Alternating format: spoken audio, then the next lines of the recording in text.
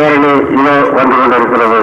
இந்த அமைதி பேரணிகளை நம்முடைய பெரத்தநாடு ஒன்றியத்தில் உள்ள அனைத்து வகை பள்ளி மாணவ செல்வங்கள், அதேபோல ஆசிரியர் பெருந்தகைகள் மற்றும் ரெட் கிராஸ் உறுப்பினர்கள், பொதுமக்கள் எல்லோரும் கலந்து கொண்டு இந்த உயரிய ஒரு சிறந்த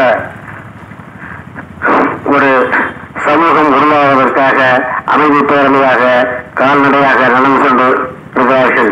உலகிலே பல்வேறு தலைவர்கள் இந்த நடந்து சென்று பல்வேறு கருத்துக்களை மக்களிடத்திலே பயன்படுத்துகிறார்கள். அந்த வகையிலே மிகப்பெரிய விழிப்புணர்வு உலகத்திலே ஏற்படுத்தப்பட்டிருக்கிறது. அந்த வகையிலே நம்முடைய பகுதியிலும் ஒரு ஒற்றுமை, ஒருமைப்பாடு, ஒரு பாரபட்சமின்மை, ஒரு மத நல்லிணக்கம் போன்ற உயரிய பண்புகளை வளர்க்கும் விதமாக நம்முடைய மாணவ செல்வங்கள், நம்முடைய ஆசிரியர் பெருந்தகைகள், பெரியோர்கள், ரெட் கிராஸ் பொறுப்பாளர்கள் எல்லோரும் இது அமைதி பேரணியில் வந்து கொண்டிருக்கிறார்கள்.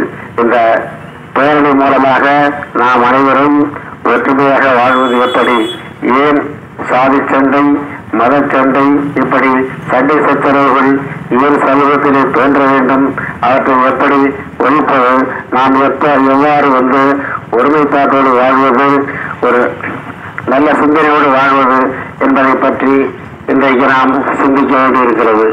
ஏனென்றால் உலகினுடைய மக்கள் தொகை கிட்டத்தட்ட 800 கோடியை தாண்டிவிட்டது.